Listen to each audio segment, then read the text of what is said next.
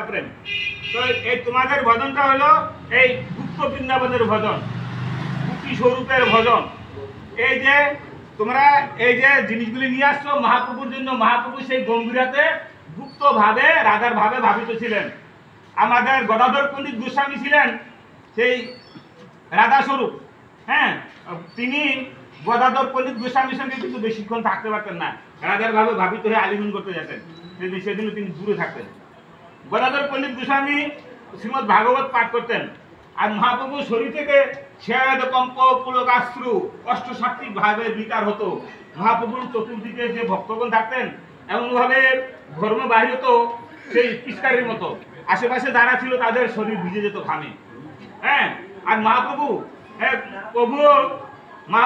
শেষ সময়ে গম্ভীরাতে যে ছিলেন, তিনি রাধার ভাবে ভাবিত হয়ে তিনি কখনো ঘরে থাকেন, কখনো উদ্যানে থাকেন, কখনো সমুদ্রে থাকেন।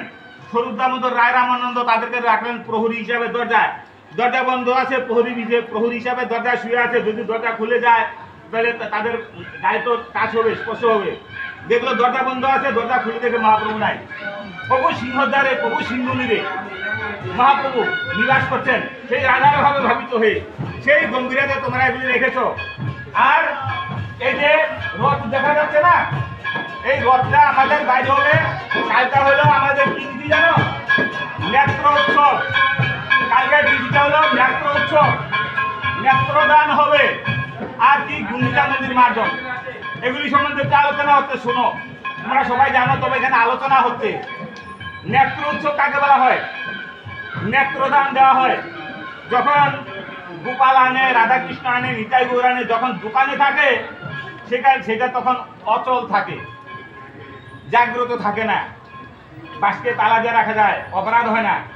যখন ওই পঞ্চামৃতে অভিষেক করে, গুরুদেব হোক, বৈষ্ণব হোক, ব্রাহ্মণ হোক, অভিষেক করে যখন প্রাণ প্রতিষ্ঠা করা হয়, তখন থেকে তার শরীরে আমাদের যেরকম রক্ত মাংস পঞ্চভূতের দেহ সেই রকম হয়ে যায়।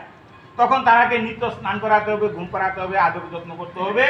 তখন সেইভাবে কথা বলবে, খেলা করবে।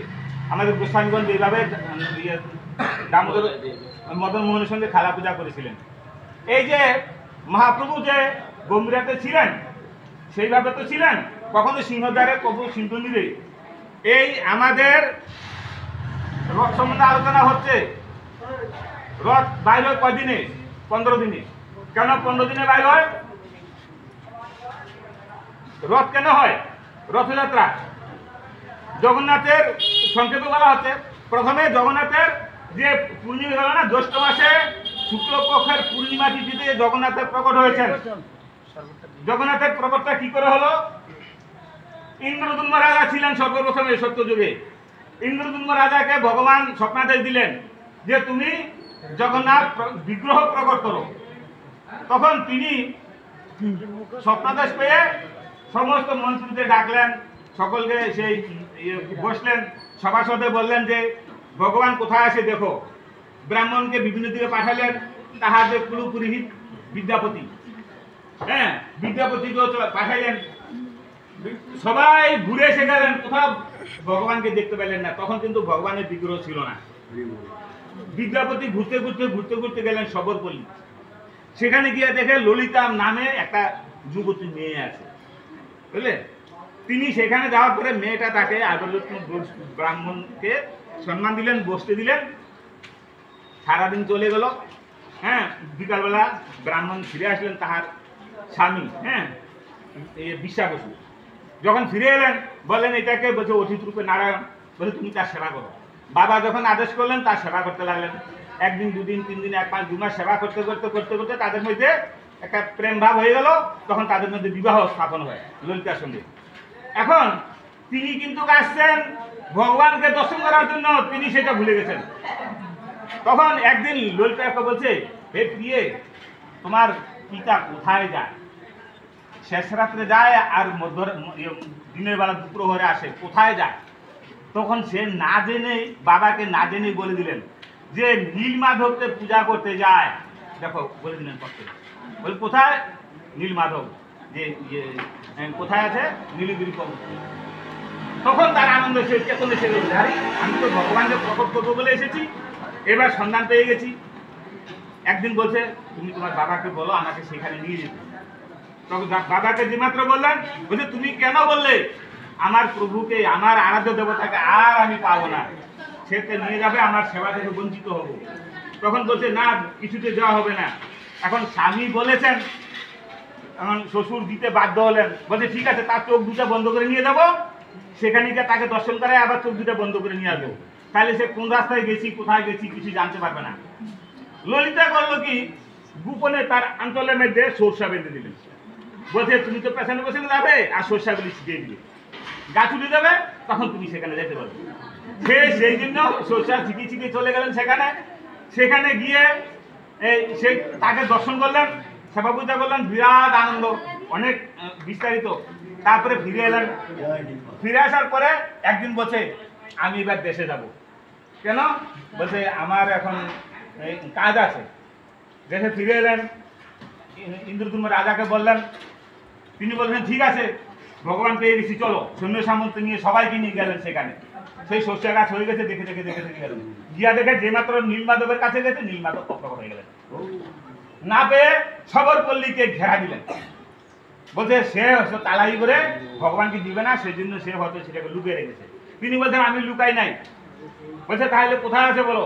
তখন রাত্রে স্বপ্নাদেশ দিয়ে বললেন যে তুমি আমাকে নীলমাধব রূপে পাবে না, যদি তুমি আমাকে পাইতে যাও দারু ব্রহ্ম মানে এই যে বৃক্ষ, সেটাতে তুমি মূর্তি তৈরি হবে, সেখানে তুমি সেইভাবে আমাকে পূজা করবে, তুমি গিয়া মন্দির বানাও। তিনি এই যে জগন্নাথ মন্দির বানাইলেন, স্বয়ং বিশ্বকর্মা এলেন, তিনি এসে মন্দির বানাইলেন, হ্যাঁ, ব্রাহ্মণ রূপ ধারণ করে। যখন মন্দির বানাইলেন, এখন ঠাকুর আর নাই। রাজা চিন্তা করছেন। এমন সময় কিছু ব্রাহ্মণ নিত্য স্নান করতে সমুদ্রে যায়। সমুদ্রে গিয়ে স্নান করছেন, দেখছেন একটা বিরাট এক বৃক্ষ, তার মধ্যে শঙ্খ চক্র গদা পদ্ম চিহ্ন আছে। হ্যাঁ, তার অর্ধেকটা হলো জলের মধ্যে, অর্ধেকটা হলো স্থলের মধ্যে। বলছেন যে এই কি, এরকম তো কোনোদিনও বৃক্ষ দেখি নাই। রাজাকে গিয়ে বললেন, রাজা বললেন হ্যাঁ, এখন আমার দারুদ্রব্য ভগবান এসে গেছেন, চলো আমরা নিয়ে আসি। সমস্ত যত লোক আছে সবাইকে নিয়ে গেলেন, কেহ তাকে তুলতে পারছেন না। তারপরে কি করলেন, হাতি নিয়ে গেলেন, কত কিছু নিয়ে গেলেন, তুলতে পারছেন না। তখন রাজাকে স্বপ্নাদেশ দিলেন যে তোমরা পারবে না কহ, সেই বিশ্বাবসুকে নিয়ে আসো আর বিদ্যাপতিকে নিয়ে আসো, তোমার সেই ব্রাহ্মণকে। তারা এলো, পুষ্পের মতো হালকা হয়ে গেল, মন্দিরে নিয়ে গেলেন। এখন নিয়ে এলেন জগন্নাথ, কিন্তু জগন্নাথ বিগ্রহ কি করে পূজা করবে? তখন বলছেন যে শোনো, স্বয়ং বিশ্বকর্মা আবার বৃদ্ধ ব্রাহ্মণের রূপ ধারণ করে এলেন। এসে বলছে যত ছুতাররা বানাইতে যায় তাদের সেই অস্ত্র ভেঙে যায়, গায়ে টাচ করতে পারে না। তখন সে ব্রাহ্মণ বললেন তুমি প্রতিজ্ঞা করো 21 দিন দরজা বন্ধ থাকবে, কেউ দরজা খুলবে না। হ্যাঁ, রাজাকে প্রতিজ্ঞা করাইলেন, ভিতরে ঢুকে গেলেন। এই যে 15 দিন বন্ধ থাকে না, এই 15 দিন বন্ধ করে রাজা চিন্তা করলেন বৃদ্ধ ব্রাহ্মণ, খাবার দাবার কিছুই নাই, হয়তো সে দেহ রেখেছেন, কোনো আওয়াজ, দরজা গিয়ে কান দিচ্ছেন, কোনো আওয়াজ শোনা যাচ্ছে না। তখন বলছে দরজা ভেঙে দাও। মন্ত্রীকে বললেন, মন্ত্রী বলছে না, তোমাকে প্রতিজ্ঞা করা হয়েছে, তুমি দরজা ভাঙতে পারবে না। তখন সেই যে তার পত্নী বললেন না, রাজা জবরদস্তি দরজা ভেঙে দিলেন। যখন এই দরজা ভেঙে দিলেন, ভিতরে গিয়া দেখে ঠাকুর আর নাই।